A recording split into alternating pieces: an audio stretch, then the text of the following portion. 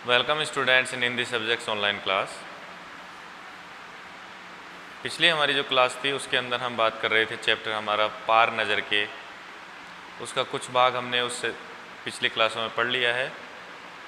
अब तक हमने पार नज़र के पाठ के माध्यम से इसकी विषय वस्तु जो है, इस पाठ में क्या क्या बताया गया है उसके बारे में जाना कि यह मंगल ग्रह के बारे में है। यह पाठ वास्तविकता से थोड़ा दूर है, केवल कल्पनाओं पर आधारित है। इसमें मंगल ग्रह पर जीवन की कल्पना की गई है।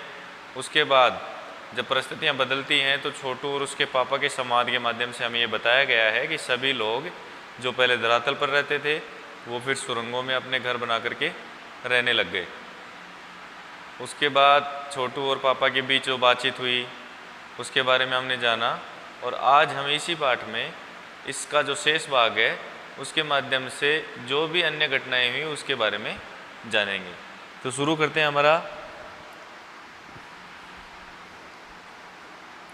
चैप्टर नंबर 6 है।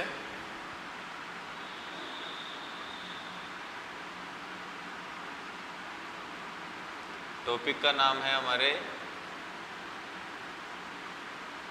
पार नजर की।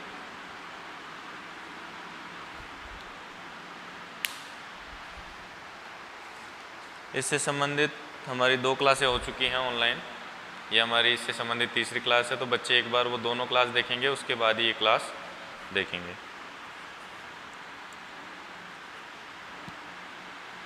पिछली क्लास में अंतिम समय में हमने जाना कि एक पिंड था जो कंट्रोल रूम बना हुआ था मंगल ग्रह का, उसके अंदर उन्हें आता हुआ दिखाई दे रहा था मंगल ग्रह की तरफ। उन्होंने पहले सोचा कि ये कोई ना कोई तारा होना चाहिए, लेकिन जब उन्होंने देखा कि वह जो यंत्र या जो चीज़ उनको दिखाई दे रही थी वो अपना स्थान बदल रही है, तो उन्होंने अंदाज़ा लगाया कि तारा अगर होता तो वो केवल अपने स्थान पर घूमता, वो अपना स्थान इतनी तीव्र गति से परिवर्तित नहीं करता। तो अगर वो अपना स्थान बदल रहा है तो वह कोई और चीज़ है। तो उसमें उस छोटू के पापा जो है वो संदेह क्या व्यक्त करते हैं कि हो सकता है ये अंतरिक्ष यान हो। छोटू के पापा ने क्या संदेह व्यक्त किया है कि हो सकता है ये अंतरिक्ष यान हो। संदेह हमें भी है, आप इस पर बराबर ध्यान रखिएगा। उनका जो भी कंट्रोल रूम था उसके जो प्रमुख थे वो छोटू के पापा से बात कर रहे हैं कि हमें भी इस चीज़ का संदेह है कि ये कोई अंतरिक्ष यान हो सकता है, तो आप इस पर बराबर ध्यान रखिएगा, यानी लगातार इस पर नज़र रखिएगा। छोटू के पापा सोच में डूब गए। अब छोटू के पापा बैठे बैठे सोचने लग गए कि ये क्या है, क्यों आया है, इस तरह की जो भी कुछ बातें वो पापा बैठे बैठे सोचने लगे। क्या सचमुच अंतरिक्ष यान होगा? उसके पापा क्या सोच रहे हैं कि क्या यह सचमुच में अंतरिक्ष यान होगा? कहाँ से आ रहा होगा? अगर अंतरिक्ष यान है तो ये कहाँ से आया है? सौरमंडल में हमारी धरती के अलावा और कौन से ग्रह पर जीवों का अस्तित्व होगा? उस अंतरिक्ष यान को देख करके उन्होंने अंदाज़ा लगाया कि यह किसी न किसी मनुष्य का काम है। तो इसका मतलब ये हुआ कि मंगल ग्रह के अलावा और अन्य किसी ग्रह पर भी हमारी तरह जीवन का अस्तित्व होगा। मंगल ग्रह के वासी क्या सोच रहे हैं कि हमारा जो ग्रह है इस पर पहले लोग थे, आज हम सुरंग बना करके नीचे रह रहे हैं, तो क्या ऐसा है कि हमारी तरह किसी और ग्रह पर भी प्राणी रहते हों? कैसे हो सकता है? यह कैसे हो सकता है? और अगर होगा भी तो क्या इतनी प्रगति कर चुका होगा कि अंतरिक्ष यान छोड़ सके? छोटू के पापा सोच रहे हैं कि यह पहली बात तो हो नहीं सकता, और अगर हुआ भी है या हो रहा है तो इतना प्रगति, इतना विकास कैसे कर सकता है कि वो अपना खुद का अंतरिक्ष यान बना पाए और उसको आकाश में छोड़ सके। वैसे तो हमारे पूर्वजों ने भी अंतरिक्ष यानों उपग्रहों का प्रयोग किया था। वैसे तो हमारे जो पूर्वज थे उन्होंने भी अंतरिक्ष यानों का और इनका प्रयोग किया था, मगर अब हमारे लिए यह असंभव है। हमारे पूर्वजों ने किया था, लेकिन आज हमारी स्थिति ऐसी नहीं है कि हम इस तरह से उपग्रह या फिर अंतरिक्ष यान बना पाएँ और उनका प्रयोग कर सकें। उसके लिए आवश्यक मात्रा में ऊर्जा तो हो। पहले क्या थी, हमारे पूर्वजों के पास आवश्यक मात्रा में जितनी ज़रूरत है उतनी ऊर्जा उपलब्ध थी। इस वजह से उन्होंने प्रयोग किए, अंतरिक्ष यान भी बनाए, उपग्रह भी बनाए, लेकिन आज हमारे पास इतनी ऊर्जा नहीं है कि हम इस तरह से उपग्रह या फिर जो कृत्रिम जो यान है, अंतरिक्ष यान है, वो बना पाएँ।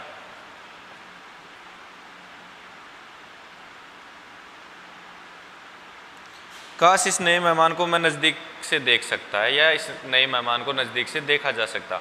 छोटू के पापा सोच रहे हैं कि काश मैं धरातल पे जाकर के इस मेहमान को नज़दीक से देख पाऊँ।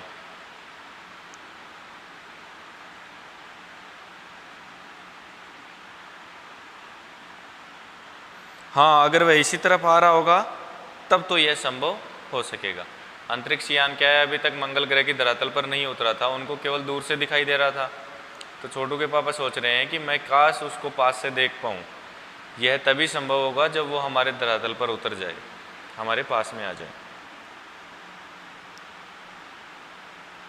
अब अंतरिक्ष यान से एक यांत्रिक हाथ बाहर निकला। छोटू के पापा, एक बड़ी सी स्क्रीन लगी हुई थी इस तरह से कंट्रोल रूम में, उस पर वो अंतरिक्ष यान, बाहर जो कैमरे लगे थे उसके माध्यम से अंतरिक्ष यान सबको दिखाई दे रहा था। तो छोटू के पापा क्या देखते हैं कि उसमें से एक हाथ, अंतरिक्ष यान में से एक हाथ बाहर निकल रहा है, और वो यांत्रिक हाथ था, मतलब किसी मशीन का हाथ था, किसी मनुष्य का हाथ नहीं था। हर पल उसकी लंबाई बढ़ती जा रही थी। मनुष्य का हाथ होता तो इस तरह से लंबाई थोड़ी बढ़ सकती है। आप हाथ इस तरह से करोगे तो जितनी आपके हाथ की लंबाई है उतनी तो रहेगी, लेकिन अगर यांत्रिक हाथ है, अगर मशीन है, तो मशीन का हाथ आप मशीन के माध्यम से, यंत्रों के माध्यम से भले ही कितना ही बढ़ा लो। तो उसी तरह से जैसे रोबोट होते हैं, आपने इससे संबंधित कई फिल्में भी देखी होंगी। जो रोबोट होते हैं, रोबोट में आप कृत्रिम रूप से कुछ भी परिवर्तन कर सकते हैं, लेकिन मनुष्य के शरीर में इस तरह से संभव नहीं है ना कि मनुष्य का हाथ आप बढ़ा सको। हर पल उसकी लंबाई बढ़ती जा रही थी। वो हाथ था, उसकी लंबाई लगातार बढ़ती जा रही थी। छोटू के पापा ने अवलोकन जारी रखा। अवलोकन का मतलब होता है किसी चीज़ को ध्यान से देखना। तो छोटू के पापा ने उस यंत्र की तरफ देखना जारी रखा। कॉलोनी की प्रबंध समिति की सभा बुलाई गई थी। जैसे ही उस यंत्र को देखा था तो कॉलोनी के सभी लोगों ने मिलकर के एक प्रबंध समिति जो बना रखी थी उसकी सभा बुलाई गई थी। अध्यक्ष भाषण दे रहे थे। भाई, हर प्रबंध समिति का एक अध्यक्ष होता है। कुछ लोगों को मिलाकर के प्रबंध समिति बनाई जाती है और उस प्रबंध समिति का एक अध्यक्ष होता है। तो अध्यक्ष भाषण दे रहे थे, प्रबंध समिति की मीटिंग चल रही थी। हाल ही में मिली जानकारी से पता चलता है कि 2 अंतरिक्ष यान हमारे मंगल ग्रह की तरफ बढ़ते चले आ रहे हैं। 2 अंतरिक्ष यान। वो क्या कह रहे हैं अध्यक्ष साहब कि हमें हाल ही की जानकारी से, हमारे जो कैमरे वगैरह हैं, हमारे जो यंत्र हैं, उनके माध्यम से हमें ये जानकारी मिली है कि 2 अंतरिक्ष यान अपना जो धरातल है मंगल ग्रह का, उसकी तरफ बढ़ रहे हैं। इनमें से एक अंतरिक्ष यान हमारे इर्द गिर्द चक्कर काट रहा है, यानी कि हमारे चारों तरफ एक अंतरिक्ष यान चक्कर काट रहा है। कंप्यूटर के अनुसार ये अंतरिक्ष यान नज़दीक के किसी ग्रह से छोड़े गए हैं। अब ये अंतरिक्ष यान आप अंदाज़ा लगाओ कहाँ से आए हैं? पृथ्वी ग्रह से। आपको पता हो तो हाल ही में भारत ने भी एक मंगलयान छोड़ा था।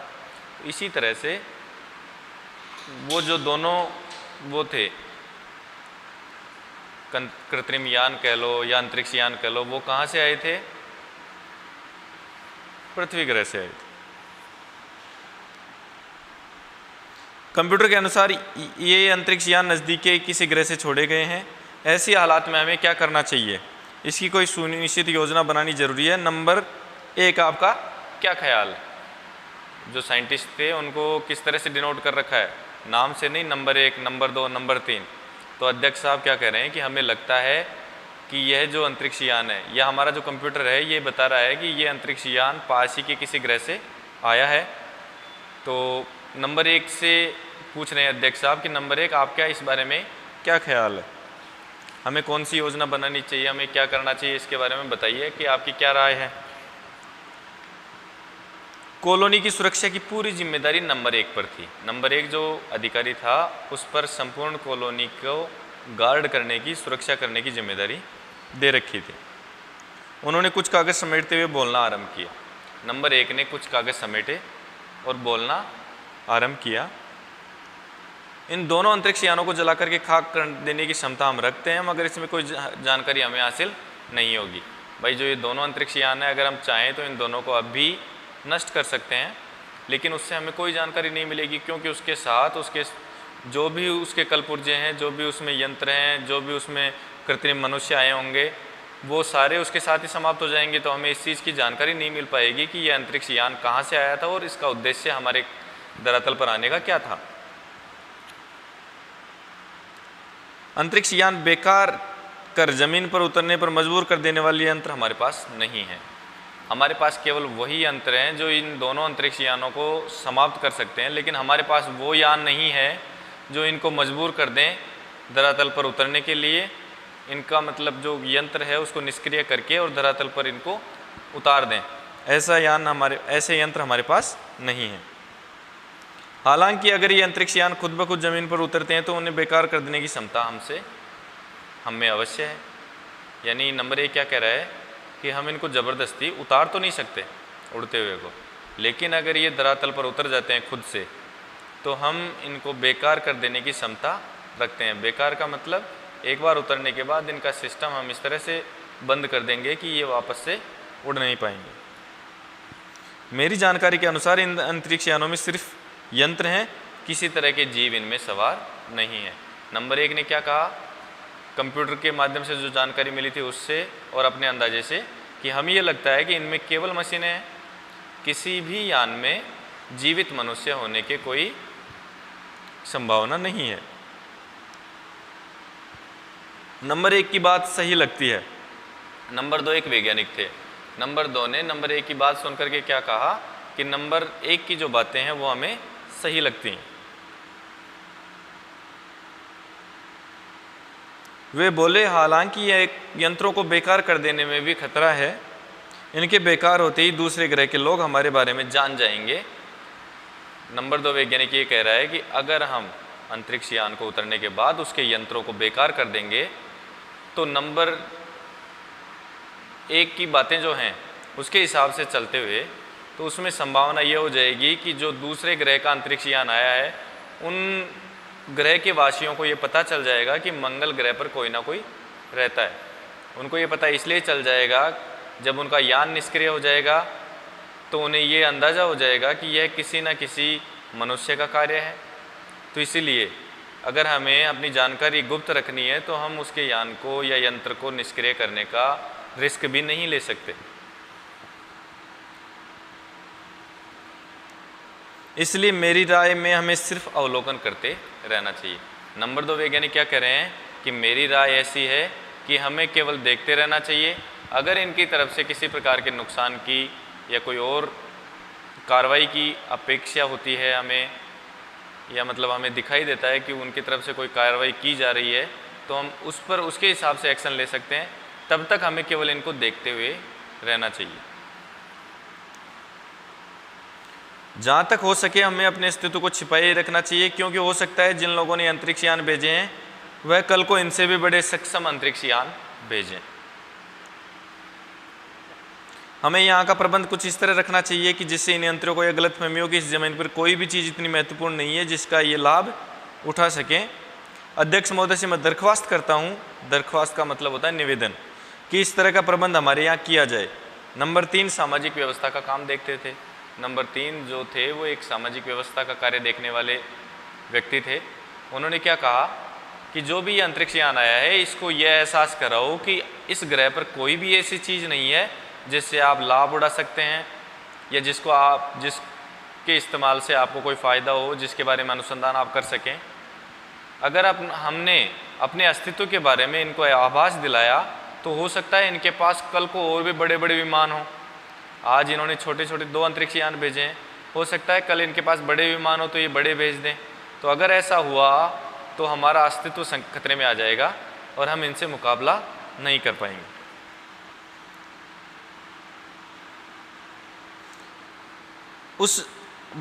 उनकी बात के जवाब में अध्यक्ष कुछ बोलने ही जा रहे थे कि फ़ोन की घंटी बजी।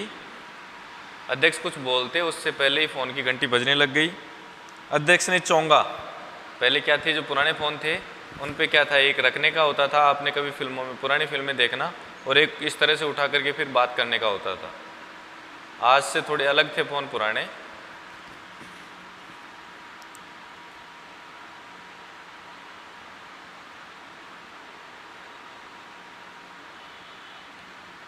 1 मिनट बाद सभा को संबोधित करते हुए उन्होंने कहा, भाइयों, अंतरिक्ष यान क्रमांक 1 हमारी ज़मीन पर उतर चुका है।